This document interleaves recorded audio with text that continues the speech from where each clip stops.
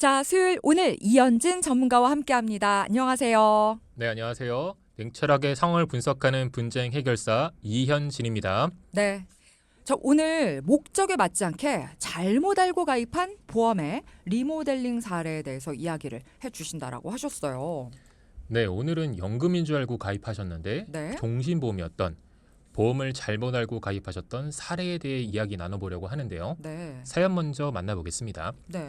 아니 그러니까 사실 이제 확실하게 목적이 있으셨는데도 잘못 가입하셨네요. 보통은 이제 남들한테 그냥 알아서 해주세요 해서 잘못 가입하는 경우는 많이 들어봤는데, 자 그렇다면은 왜 어째서 이렇게 목적에 맞지 않게 보험을 잘못 가입하신 것인지 저희가 이현진 전문가가 직접 상담한 사연을 바탕으로 들어보겠습니다. 방송에 맞게 재구성했는데요. 들어보시죠. 안녕하세요. 저는 40대 후반의 직장인입니다. 아내와 함께 고등학교 입학을 앞둔 딸을 키우고 있는데 생각보다 돈이 많이 들어가네요. 그런데 갑자기 부모님의 건강도 급격히 나빠지셨습니다. 최근에 무릎 관절 수술을 하셔서 병원에 입원도 하셨고요. 치료비가 계속 들어가다 보니 부담이 되더라고요. 그래서 이런 부분들을 미리 챙기려고 연금도 미리 준비하고 보험도 어느 정도 준비를 한 건데, 아이 교육비며 부모님 병원비며 계속 큰돈이 나가다 보니 보험료가 부담으로 다가오고 있습니다. 노후를 위해 준비한 보험들을 유지해야 할지 조정을 해야 할지 점검을 받아보고 싶습니다. 오늘 사연자분은 왠지 굉장히 철저하게 계획적으로 잘 준비를 해 오신 분 같아요. 그런데 일단 지금 뭐 지출이 많아지니까 점검 요청을 해 주신 것 같은데, 거기에 이제 부모님까지 아프시니까 더 걱정이 늘어나신 것 같습니다. 일단 사연자분이 지금 어떤 상황인지 설명부터 해주세요. 네, 오늘 사연자분 부부는 40대 후반이셨는데요. 열심히 일하시면서 노후 준비도 미리 대비하신 상황이셨죠. 네. 대부분 아이를 키우면서 이런 부분까지 챙기는 게 쉽지 않은데 잘하신 겁니다. 하지만 살다 보니까 점점 생각지 않았던 변수들이 생기면서 고민이 생기시게 되신 겁니다. 그렇죠. 참 뭐 절대 우리가 생각하지 못했던 일들도 일어나고 나름대로 이렇게 열심히 대비를 하셨음에도 불구하고 갑작스러운 사고나 또 여러 가지 일들 때문에 고민하게 되시는 경우가 많은데, 사연자분의 경우에는 이제 구체적으로 어떤 문제들이 있었을까요? 네, 우선 딸아이가 내년에 곧 고등학교를 입학 앞둔 중3이었는데요. 네. 내신 대비를 위해 학원도 몇 개를 늘리고 부족할 경우 과외까지 고민할 정도로 교육비가 만만치 않게 들었다 합니다. 자녀가 한 명뿐이라 이것저것 다 챙겨주려고 하다 보니까 매월 지출이 너무 커진 게 가장 큰 문제셨습니다. 네, 뭐 자녀 교육비는 참 부모님 건강도 그렇고 이제 돈이 더 많이 들어갈 일들만 남았다라고 더 걱정이 커지신 것 같고, 여기에 하시는 업무도 이제 가장 일을 열심히 하시는 40대시니까 여러 가지 복잡하게 머리가 생각이 되실 것 같아요. 맞아요.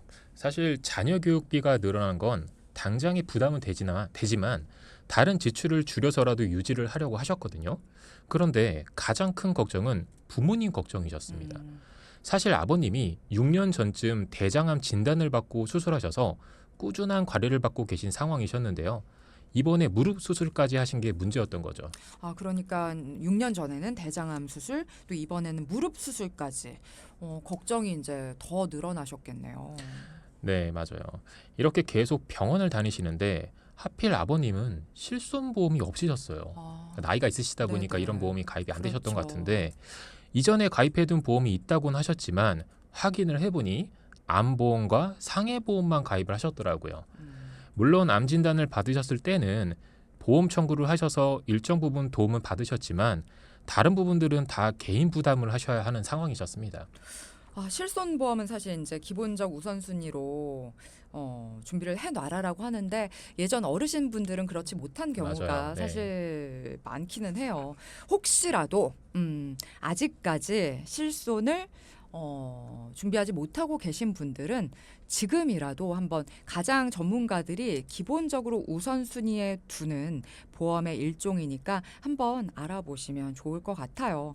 자, 그런데 일단 아버님께서는 지금이라도 좀 실손보험 가입하시는 게 어떨까 싶은데, 왜냐면 요즘에는 나이가 많아도 뭐 병력이 있어도 다 보험 가입할 수 있다고 하니까요. 맞아요. 그래서 저도 정말 그게 가능하다면 네. 가입을 도와드리고 싶은데 현실은 어렵습니다. 왜 네. 그러냐면 일반 보장성 상품의 경우는 병원 이력이 있거나 심지어 중대질병 같은 암이나 뇌혈관 진단, 심혈관 진단을 받으셨어도 가입이 가능합니다. 네, 지금까지 많이들 설명을 해주셨죠. 유병자 보험 이런 네, 거에 맞아요. 대해서. 네. 네, 하지만 실손보험은 가입 기준이 좀 까다롭습니다. 그나마 유병자 실손이라고는 있지만 보상 기준이 자기 부담금 30%대로 높고요.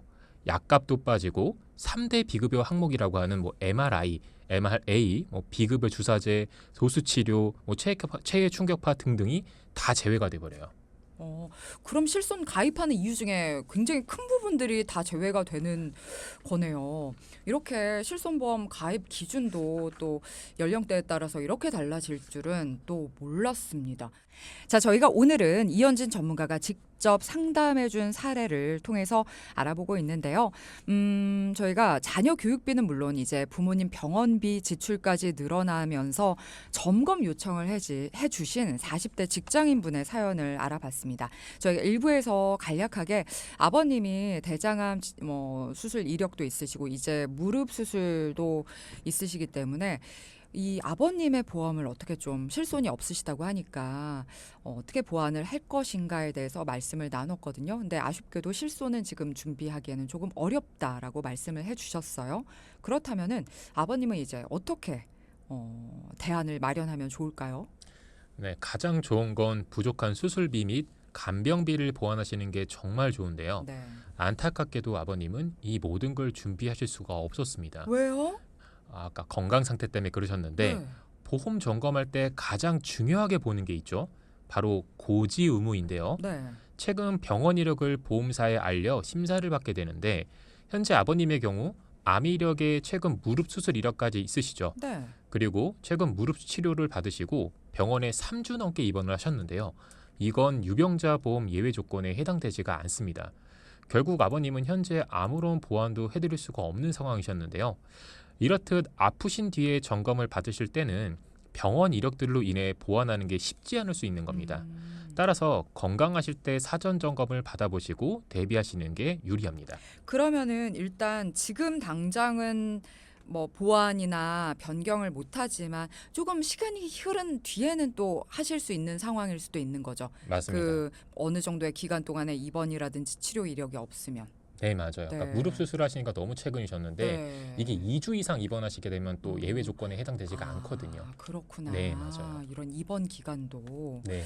참 어쨌든 앞으로 좀 건강 관리 더 잘하셔서 나중에 더 좋은 조건으로 보완이 되셨으면 좋겠고, 이런 사례를 들을 때마다 정말 다시 한번 분명해지는 건 우리가 건강할 때 이미 보험을 나는 잘 준비했다라고 생각을 해도 꼭 점검을 해봐야겠구나. 그래야 비효율적인 보험료는 줄일 수가 있고, 또 혹은 보장이 빠져 있는 부분은 채우고 좁은 부분은 또 넓게 바꿀 수가 있는 여력이 건강할 때 여러분이 꼭 점검을 받아보시기를 바랍니다. 너무 간편하죠. 그냥 점검 받아보고 확인해 보는 과정은 복잡하지가 않습니다. 여러분들 만약에 나도 한번 점검 받아봐야겠다 생각하시면요. 12시 생방송 끝나기 전까지만 샵 0999로 상담이라고 남겨주시면 오늘 12시 생방송 끝난 후에 이현진 전문가가 바로 점검과 확인을 도와드릴게요. 자, 그럼 일단 오늘 사연자분의 이야기로 더 들어가 볼게요. 일단 사연자분 아버님은 이렇게 정리가 됐고, 그러면 사연자분의 상황을 이제 좀 더 자세하게 알아봐야 할 것 같거든요. 네, 앞서서 말씀드렸지만 사연자분의 경우는 성실히 일하시면서 혹시나 모를 상황에 대비하기 위해 보험도 미리 준비하셨고요. 연금까지도 대비를 하셨습니다. 네, 40대신데 연금까지 준비해놨다라는 맞아요. 건 정말 대단하신 것 같아요. 네. 그래서 보장 분석을 해봤더니 총 보험료는 부부 합산 120만 원 넘게 납부 중이셨고요. 네. 따님 보험은 10만 원 납부 중으로 총 130만 원대였습니다. 그런데 여기에 아주 놀라운 사실이 숨겨져 있었습니다. 놀라운 사실? 연금을 월납 한 100 정도 넣고 계시나요? 물론. 그건 바로 준비하신 연금 상품이 실제 연금이 아닌 종신보험이었다는 사실입니다. 두둥. 이 효과음은 아니다. 빠라라 뭐 이렇게 그쵸? 되게 절망적인 거 넣어야 될 것 같은데. 네, 종신보험은 보장성 보험으로 주 목적이 사망 시 사망보험을 지급하는 상품입니다. 그런데 이 상품을 두 분은 연금으로 착각하셨다라는 거죠. 그러니까 종신보험을 좀 잘못 알고 가입하신 사례들을 이전에도 몇 번 소개해드리긴 했었어요. 오늘 사연자분 부부도 마찬가지였다는 건데 그래도 뭐 여러 가지 이제 많이 준비를 하신 것 같은데 보장성 상품을 연금으로 왜 착각을 하셨을까요? 이건 보험 가입 당시에 가입 이후 사망했을 때 사망 보장도 되고 나중에 연금으로도 받을 수 있다는 말을 들으셨다고 합니다. 뿐만 아니라 뭐 암이나 중대질병에 대한 진단비까지도 된다고 하니까 적지 않은 비용이지만 보장도 되고 저축도 된다는 생각에 노후 준비라고 생각을 하시고 가입을 하셨던 거죠. 하지만 여기에는 여러 가지 함정들이 더 있습니다. 그러니까 지금 함정도 궁금한데 아마 사망 보장도 되고 나중에 연금으로도 받을 수 있습니다. 이 멘트 들으신 분들 우리 동키분들 중에도 정말 많으실 거예요. 이 얘기를 한 번이라도 들어봤다는 분들은 여러분들의 보험을 좀 점검을 지금 하셔야 될 필요가 있을 것 같고 일단 함정이라고 하셨는데 그게 뭐예요? 네, 이건 가입 이후 피보험자가 사망 시 사망보험금 지급되는 게 맞거든요. 네. 다만 연금으로 받을 시에는 사망보장은 사라지게 됩니다. 즉, 두 가지 다 받을 수 있는 보장 내용이 아니라 선택을 해야 하는 거죠. 그리고 가장 큰 문제는 연금으로 받기 위해서는 상당히 오랜 기간을 납입하시고 거치를 해야 하는데 납입한 보험료 대비 연금액이 상당히 적은 게 문제입니다. 그러면 이것도 되고 저것도 되는 게 아니라 택 1인 거네요. 네, 둘 중에 한 가지만 돼요. 네, 그리고 연금으로 받기에는 너무나 약간 손해를 보는 구조다라는 말씀이신 것 같은데 자, 연금 수령할 때 지급액이 적어진다면 대체 왜 이 상품을 연금으로 가입을 했던 걸까요?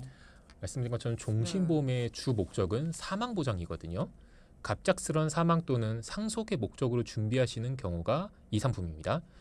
우리나라 대다수의 자산이 부동산으로 준비하시는 경우가 많기 때문에 네. 갑작스런 유고 시 상속 재산을 준비하는 데 어려움이 있을 수 있겠죠. 또는 자녀가 성인이 되기 전 부모의 부재는 여러 가지 문제가 생길 수 있어서 그런 경우 가장 원초적인 경제적인 문제를 해결해 줄 수 있는 보험으로 생각하시면 되는데요. 하지만 사연자분의 경우 보험 가입 시 목적과 다른 성격의 상품을 가입하셔서 문제가 되신 겁니다. 뭐 종신보험 자체에 숨기는 목적도 분명히 있지만 이제 뭐 그걸 활용하는 분들도 많다라고 말씀을 해주셨어요. 하지만 사연자분의 경우에는 맞지 않는 거였고요. 일단 뭐 담당자의 말만 듣고 보험을 가입하면 안 된다라는 걸 또 한 번 알게 되고 우리가 스스로 보장 내용을 꼼꼼하게 챙겨볼 필요가 있다. 하지만 돈키호테 청취자분들이나 그 어떤 내가 뭘 챙겨야 되는지 알고 계시지 일반인 분들은 사실 어렵다라고 생각이 들어요. 맞습니다. 그래서 저희가 상담을 하다 보면 설계사분에게 전적으로 맡기고 내용도 보지 않고 가입하셨다는 분들 생각보다 많은데요. 보험이 어렵다고 생각해서 담당자분의 말만 듣고 가입하실 게 아니라 잘 모를 때는 질문도 하시고 충분한 설명을 요청하셔야 하거든요. 내가 가입하려는 내용과 보험 내용이 맞는 건지 잘 확인해 보시고 가입하시길 바랍니다. 네, 모를 때는 질문 계속 하시고 확실하게 하고 넘어가셔야 되는 것 같아요. 일단 동키분들도 지금 이현진 전문가의 이야기 꼭 기억을 해주시고요. 그렇다면 우리 사연자분 연금인 줄 알고 가입했던 종신보험은 어떻게 하면 좋을까요? 우선 저축성 보험인지 보장성 상품인지 구별하는 한 가지 팁을 좀 알려드릴게요. 네, 보통 저축을 우리가 할 경우에 뭐 5만 원, 10만 원 단위로 많이들 하시죠. 네, 그런데 보장성 상품의 경우는 특약별로 보험료가 정해져 있기 때문에 끝자리가 딱 떨어지지가 않아요. 그러니까 예를 들어 암보험 1,000만 원 우리가 가입한다고 했을 때 보험료가 뭐 10,000원, 20,000원 이렇게 딱 되는 게 아니라 뭐 13,200원, 11,000원 회사마다 금액이 다를 수 네네. 있잖아요. 이런 식인 거죠. 그래서 저축인 줄 알았던 보험료의 끝자리를 확인해 봤는데 뭐 5만 원, 10만 원 단위가 금액이 다르다. 이런 경우엔 순수 저축성 상품이 아닌 보장성 상품일 가능성이 상당히 높습니다. 그래서 이런 경우 보험 점검을 받아보실 필요가 있겠죠. 네. 그러니까 딱 보험료가 5만 원, 10만 원, 15만 원, 20만 원 이게 아니라 뭔가 뭐 15만 2,360원 뭐 이렇게 뭐 맞아요. 이렇게 되면 좀 확인을 해봐라. 그거는 저축 상품이 아닐 가능성이 크다. 굉장히 쉽게 좀 네. 판단을 해볼 수 있는 방법을 말씀을 해주신 것 같아요. 꼭 한번 확인해 볼게요, 저도. 네, 아주 심플한 방법이니까 네, 네. 확인 꼭 해보시면 네. 좋겠고요. 이어서 설명드리자면 사연자분 두 분 다 2011년도에 가입을 하셨거든요. 20만 원, 20년 납으로 남편분은 43만 원, 아내분은 32만 원이었습니다. 네, 두 분도 5만 원, 10만 원 단위로 딱 떨어지지가 않죠. 네, 네. 이런 경우 이렇게 만 원대도 네, 금액이 이렇게 뒷자리가 네, 네, 다를 네. 경우에 그래서 이런 경우엔 아주 간단한 방법은 감액 완납을 활용하시는 방법이거든요. 종신보험의 경우. 네, 맞아요.